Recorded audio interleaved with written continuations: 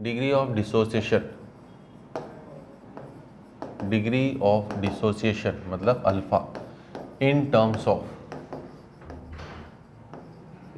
Of किसके बच्चा, vapour density, वाष्प घनत्व के पदों में वियोजन की मात्रा। ये भी इस पर्टिकुलर चैप्टर के लिए बेटा ये टॉपिक भी काफ़ी ज़्यादा आपका इम्पॉर्टेंट है। एक सिंपल सा सूत्र है परंतु वो सूत्र काफ़ी महत्वपूर्ण है, आपको वो याद होना जरूरी है ना। मैं डेरिवेशन बता दे रहा हूँ, 1 मिनट का है ना। मान लीजिए देखिए, अगर मैं बात करता हूँ बेटा, सबसे पहले वाष्प घनत्व क्या होता है। वाष्प घनत्व जो होता है बच्चों, वाष्प घनत्व होता है बेटा अणुभार बटे 2, है ना। ठीक है जी, जहाँ पर 2 क्या है बेटा, हाइड्रोजन का अणुभार। जब तक कुछ नहीं बोला जाए हम वाष्प घनत्व जो है बेटा वो हमेशा किसके सापेक्ष निकालते हैं, हाइड्रोजन के, तो इसलिए नीचे 2 लिखा है। हाँ, अगर किसी क्वेश्चन में बोल रहा है वाष्प घनत्व ऑक्सीजन के सापेक्ष निकालो, तो फिर आपको उसके अणुभार को ऑक्सीजन के अणुभार से भाग देना पड़ेगा, मतलब 32 से। परंतु जब तक कुछ न बोला जाए तब तक हाइड्रोजन के सापेक्ष होता है। वाष्प घनत्व होता है क्या है बेटा, ये गैसों की सापेक्षिक घनत्व है जो किसके सापेक्ष निकाली जाती है, हाइड्रोजन के सापेक्ष। ठीक है जी, और ये सूत्र यूज होता है बेटा जब हमारे पास एक सिंगल गैस हो, एक गैस हो, तब उसका अणुभार निकालो, उसको 2 से भाग दे दो।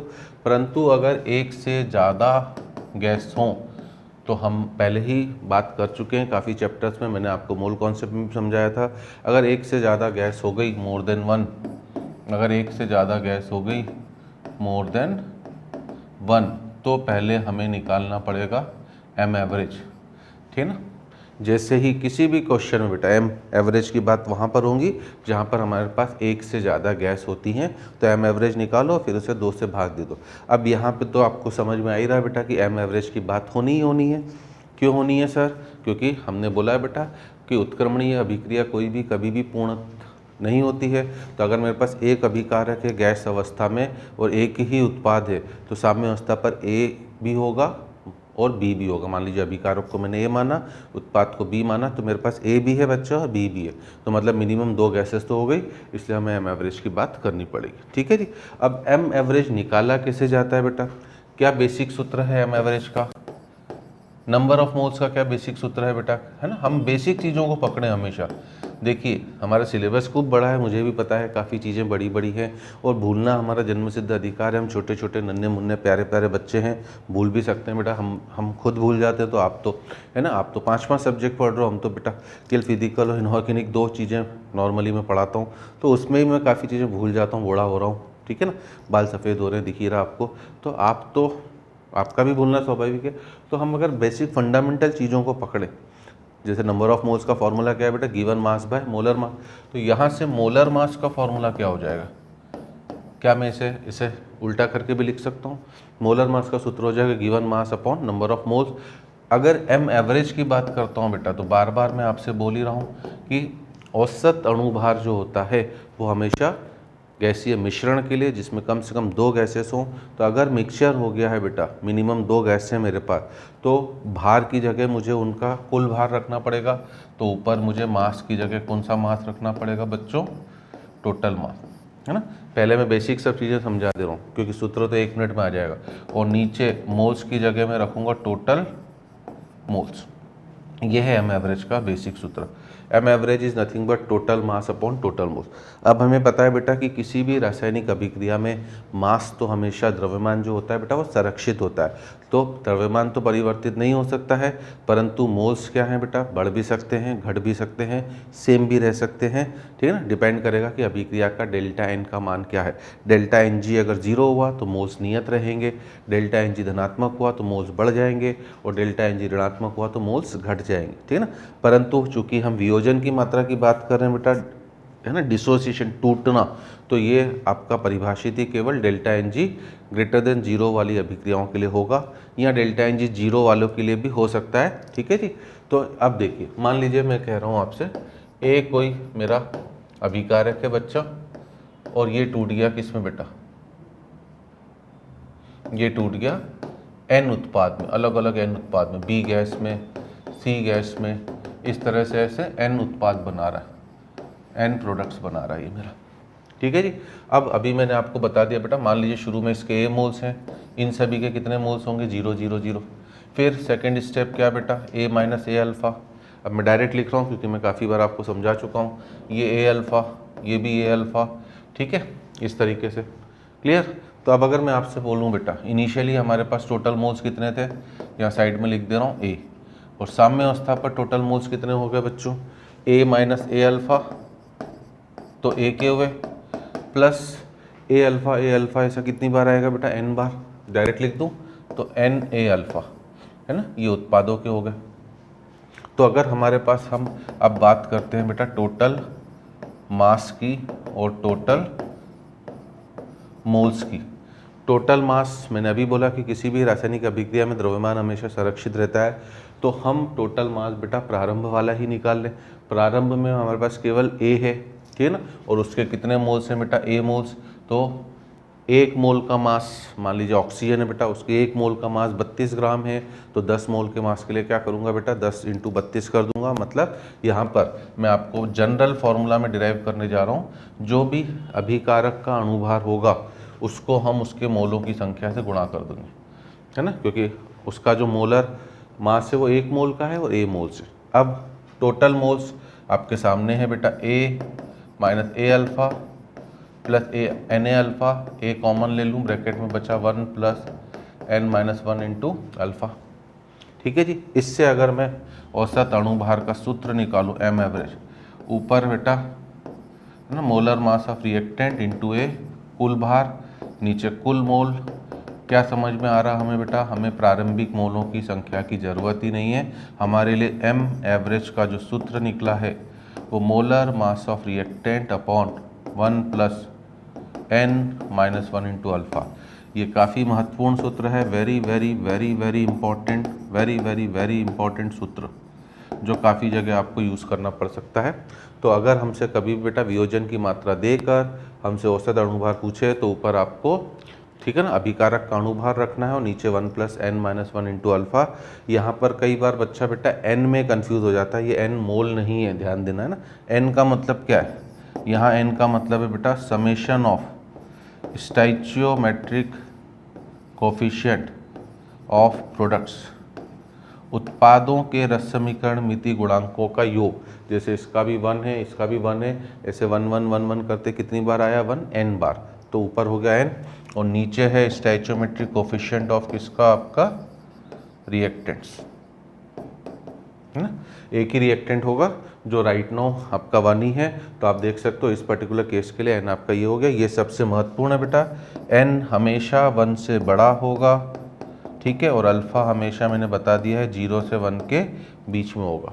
n हमेशा 1 से बड़ा होगा बच्चों और अल्फ़ा हमेशा 0 से 1 के बीच में होगा, ठीक है जी, ये कहानी क्लियर। अब हमें तो वाष्प घनत्व के पदों में चाहिए बेटा, ये सूत्र महत्वपूर्ण है। आपको डेरिवेशन से कोई मतलब नहीं बेटा, आपके लिए सूत्र महत्वपूर्ण है कि m average is m reactant upon 1 plus N minus 1 into alpha, ठीक है जी। चलिए तो आगे बढ़ें बेटा, आई होप नोट कर लिया होगा, नहीं तो आप पॉज भी कर सकते हो। अब बेटा देखो, हमारे पास 2 तरह के वाष्प घनत्व होते हैं, है ना, एक कैपिटल डी होता है बेटा, एक स्मॉल डी। कैपिटल डी है बेटा वियोजन से पहले का वाष्प घनत्व, ना, वियोजन से पहले का वाष्प घनत्व, और स्मॉल डी जो है वो वियोजन के बाद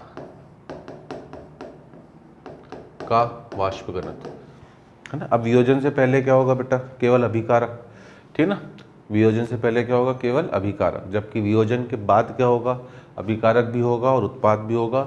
इसीलिए कैपिटल डी जो है बच्चों वो हमारा molar mass of reactant bye 2 हो जाता है ना। कैपिटल डी जो है हमारा वो molar mass of reactant bye 2 हो जाता है। स्मॉल डी जो होता है वो आपका एम एवरेज बाय 2। शुरू में केवल और केवल आपके पास अभिकारक है, इसलिए कैपिटल डी दोनों ही वाष्प घनत्व है बेटा, एक वियोजन से पहले का है, एक वियोजन के बाद का है। वियोजन से पहले केवल अभिकारक है, इसलिए कैपिटल डी जो है वो अभिकारक के अणुभार को 2 से भाग देने पर प्राप्त होगा। और रही बात बेटा स्मॉल डी, वो वियोजन के बाद का वाष्प घनत्व है। वियोजन के बाद मेरे पास अभिकारक भी हैं, उत्पाद भी हैं, तो हम पहले एवरेज अणुभार निकालेंगे और उसको 2 से भाग दे देंगे। इसलिए मैंने आपको अभी यहाँ पर एवरेज का सूत्र बता दिया है कि, है ना, आप एवरेज अणुभार कैसे निकालोगे, ये वियोजन के पदों में चल रहा है, ठीक है। एन आपको क्वेश्चन में खुद निकालना पड़ेगा, अभी मैं क्वेश्चन भी बता रहा हूँ, पहले ये देख लें। तो अब देखो ये जो सूत्र हमने लिखा है बेटा, एम एवरेज इज एम क्या बेटा, reactant upon 1 plus N minus 1 into alpha. इसमें क्या करें बेटा, ये मान पुट करें। एम एवरेज की जगह मैंने क्या लिख दिया, 2 times of small D. M reactant की जगह क्या लिख दिया बेटा, 2 टाइम्स ऑफ कैपिटल डी। नीचे 1 प्लस एन माइनस 1 इंटू क्या बच्चों, अल्फा। ये 2 और 2 क्या हो गया आपका, कैंसर। क्या हुआ, D plus N minus 1 into alpha into D equals to capital D. तो हमें तो अल्फा है ना, हमारा हेडिंग क्या थी, वाष्प घनत्व के पदों में वियोजन की मात्रा। तो यहाँ से मेरा जो अल्फा हो जाएगा बच्चा, वो capital D minus small D, capital D minus small D, और नीचे में डिवाइड कर दूँ किससे बेटा, इसको एन माइनस 1 इंटू डी। ये है आपका सूत्र जो काफ़ी महत्वपूर्ण है, alpha equals to capital D minus small D upon N minus 1 into D. हमारे जो क्वेश्चन आएंगे बेटा डायरेक्ट फार्मूला बेस्ड क्वेश्चन आएंगे, फार्मूलों में बस हमें वैल्यू पुट करनी होगी, बस उस फार्मूले में हमें हर एक पद का मतलब समझ में आना चाहिए। ठीक है, इस पर्टिकुलर सूत्र में बेटा आपको कैपिटल डी और एन, कैपिटल डी और एन ये नोन रहेंगे, नोन मतलब पता रहेंगे बेटा, है ना। ठीक है, अब क्वेश्चन जो होंगे उसमें अल्फ़ा देकर या तो स्मॉल डी पूछेगा या स्मॉल डी देकर अल्फ़ा पूछेगा, है ना। पहले मैं आपको ये समझा दूं कि कैसे ये दोनों हमें पता है। आइए मान लीजिए जैसे मैं कुछ अभिक्रिया लिख दे रहा हूँ आपके लिए, N2O4 गिव्स 2NO2, पहली अभिक्रिया, है ना। दूसरी अभिक्रिया बेटा अमोनिया, ना इसमें N2O4 वियोजित हो रहा है किसमें, NO2।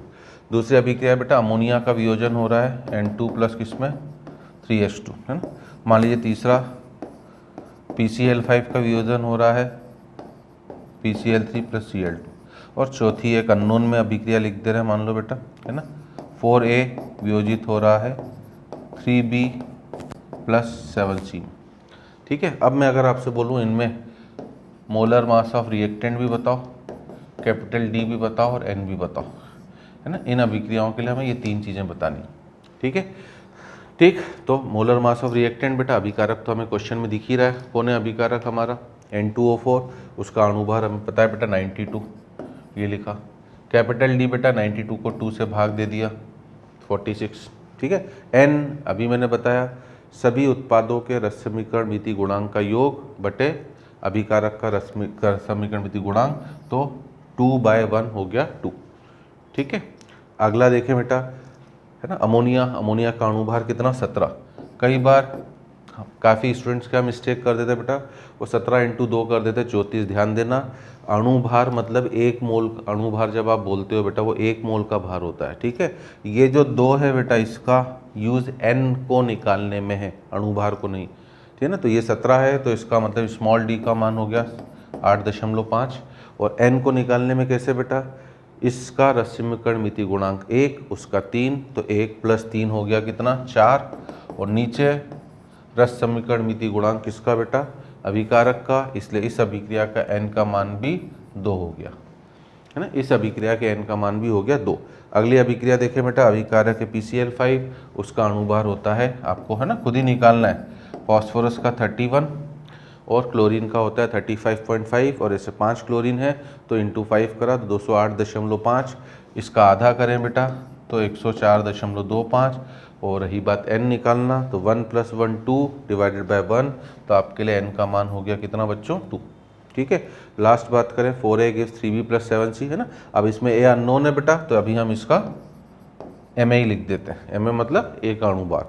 कैपिटल D क्या हो जाएगा बेटा, Ma/2, ठीक है। और रही बात बेटा n कैसे निकालोगे, तो 3 और 7 हो गया 10, 10 को हमने 4 से भाग दिया तो इट इज़ 3 + 7/4 मतलब 2.5, ठीक है जी। तो ये इस तरह से बेटा, बस हमें कई बार क्या होता है बच्चों को सूत्र तो पता होता है परंतु उसमें, है ना, हर एक टर्म का प्रॉपर निकालने का तरीका नहीं पता होता है। तो इस अल्फ़ा बराबर d - d upon n - 1 into D, इसमें हमें 4 चीज़ें नज़र आ रही हैं, alpha, capital D, small D और n। इन 4 में से 2 चीज़ें आपको मैंने बता दिया, कैपिटल डी और n। इनडायरेक्टली जैसे ही आपको अभिक्रिया दी है पता है, आपको खुद से निकालना है, और अब बचा बेटा कभी अल्फ़ा देकर स्मॉल डी की वैल्यू पूछेगा, कभी स्मॉल डी देकर अल्फ़ा की वैल्यू पूछेगा, ठीक है ना। आइए मैं एक आधा क्वेश्चन भी बताता हूँ आपको बेटा, आई होप नोट कर लिया होगा आपने, है ना। आप पॉज कर सकते हो बेटा तुरंत वहीं पर। अब देखो हमसे बोल रहा है बेटा 2SO3 gas gives 2SO2 gas plus O2 gas, है ना। 2SO3 गैस जो है आपका वो आपकी वियोजित हो रही है 2SO2 गैस प्लस किसमें O2 गैस। और अब हमसे क्या बोल रहा है बेटा कि यदि, है ना, यदि SO3 का वियोजन की मात्रा, यदि SO3 के वियोजन की मात्रा 50% है ना। आप क्वेश्चन के फॉर्म में लिख लेना बेटा कि यदि SO3 के वियोजन की मात्रा 50% है तो आपसे बोल रहा है बेटा M एवरेज भी निकालो और वाष्प घनत्व भी निकालो, है ना। दोनों आपसे पूछ रहा है, ठीक है। तो अब कुछ नहीं बेटा, आपको M एवरेज निकालना है तो क्या सूत्र लगाना है, मोलर मास ऑफ रिएक्टेंट, अभिकारक का अणुभार। अभिकारक कौन नजर आ रहा है बेटा मुझे यहाँ पर, SO3 का अणुभार कितना होता है बेटा 80, तो ऊपर तो मैंने लिखा बेटा 80, नीचे 1 प्लस n कैसे निकालते हैं बेटा, 2 इसका कोफिशिएंट इसका 1 तो 2 + 1 3 और डिवाइडेड बाय 2 तो 3/2, तो 1 + 3/2 - 1 और इंटू अल्फ़ा है बेटा 50%, मतलब हमें तो यहाँ पर ठीक है ना अल्फ़ा का आंकिक मान रखना है, ठीक है। तो 1/2 हुआ, ठीक है जी। 3/2 - 1 इज़ 1/2 इंटू 1/2, तो 80/1 + 1/4 मतलब 5/4, है ना। 4 नीचे से ऊपर गया और 5 से इसको 16 करा तो 16 चौक 64। ये हो गया बच्चों मेरे लिए औसत अणुभार M एवरेज का मान। और अगर हमसे स्मॉल डी पूछ रहा है बेटा, कैपिटल डी पूछता है बेटा, तो कैपिटल डी तो हमें पता ही है कितना होता है कैपिटल डी, है ना। SO3 का अणुभार 80 है, उसका आधा 40, है ना। अब जरूरी नहीं बेटा कि वो कैपिटल डी और स्मॉल डी लिखे, ठीक है। वो आपसे बेटा वाष्प घनत्व जो है वो ये भी लिख सकता है, थ्योरेटिकली कैलकुलेटेड, सैद्धांतिक रूप से गणना करा गया, एक्सपेरिमेंटली ऑब्जर्व्ड, है ना, प्रायोगिक रूप से जो ऑब्जर्व करा गया। तो आपको इतना ध्यान रखना है बेटा कि कैपिटल डी तो हमें खुद ही पता है, ठीक है। तो अगर हमें कभी वाष्प घनत्व के आगे कुछ वो लिख दे, सैद्धांतिक गणना करा गया या प्रायोगिक रूप से प्रेक्षित किया गया वाष्प घनत्व, तो आपको उन चीज़ों से चिंता करने की कोई भी ज़रूरत नहीं है। आपको इतना याद रखना है बेटा कि स्मॉल डी तो आपको खुद पता है, ठीक है, और कैपिटल डी आपको खुद पता है, तो जो भी बचा है वो हमारे लिए क्या हो गया बेटा स्मॉल डी, ठीक है। तो स्मॉल डी यहाँ पर कितना हो गया बेटा 32, स्मॉल डी यहाँ पर कितना हो गया आपका 32 हो गया। आई मेरी बात सभी को समझ में, ठीक है। चलिए अब इसी तरह से का बेटा, है ना, इसी तरीके से मान लीजिए हमसे क्वेश्चन दे रहा है फॉस्फीन गैस 4PH3 गैस, ये वियोजित हो रही है बेटा P4 गैस में प्लस 6H2 गैस में, है ना। ये वियोजित हो रही है P4 gas plus 6H2 gas, ये आपको अभिक्रिया दी है बेटा। और आपसे कह रहा है कि यदि साम्यावस्था मिश्रण का वाष्प घनत्व, यदि साम्यावस्था मिश्रण का वाष्प घनत्व 10 है, यदि साम्यावस्था मिश्रण का वाष्प घनत्व 10 है तो फॉस्फीन के वियोजन की मात्रा बताइए। यदि साम्यावस्था मिश्रण का वाष्प घनत्व 10 है तो फॉस्फीन के वियोजन की मात्रा बताइए। तो अब कुछ नहीं करना बेटा, आपको n तो खुद निकालना पड़ेगा, 1 + 6 7/4, ये हो गया n, ठीक है। एक वाष्प घनत्व आपको सवाल में दिया गया है बेटा और एक आपको खुद पता है। खुद पता कौन सा होता है बेटा कैपिटल डी। तो फॉस्फीन का अगर मैं अणुभार निकालता हूँ तो है ना 31 + 3 34, 34 का मैं आधा कर दूँ 34/2 कितना हो गया आपका 70, है ना। स्मॉल डी अगर मैं निकालता हूँ बच्चों तो निकालना क्या है, वो तो क्वेश्चन में ही गिवन है कितना बेटा 10, क्योंकि उसने सवाल में ही दिया है कि साम्यावस्था मिश्रण का वाष्प घनत्व कितना है 10, ये दिया हुआ है। अब हम निकाल लें बेटा बस इसका अल्फा, तो capital D 17 minus small D कितना 10, नीचे n-1 तो 7/4 - 1 इंटू आपका इंटू स्मॉल डी जो 10 है ना, ऊपर बचा कितना बेटा 7, नीचे क्या हुआ 7/4 - 1 मतलब 3/4 इंटू 10, 4 तो गया नीचे से कहाँ बच्चा ऊपर, और नीचे हो गया आपका 3 इंटू 10, ये 2, ये 5, मतलब 7 2 जा 14/15 है। हमें पता ही बेटा कि अल्फ़ा का मान हमेशा 1 से क्या होना चाहिए, छोटा, और वो 1 से छोटा हो गया है, तो इसलिए आपका आंसर हो गया 14/15। तो इस तरह के 2 तरह के क्वेश्चन आएंगे बेटा। कभी आपको अल्फ़ा देके औसत अणुभार वाष्प घनत्व पूछ सकता है, या रिवर्स क्वेश्चन में आपसे, है ना, रिवर्स क्वेश्चन में क्या हो सकता है आपसे कि वाष्प घनत्व देकर अल्फ़ा का मान पूछ सकता है। ठीक है जी, चलिए।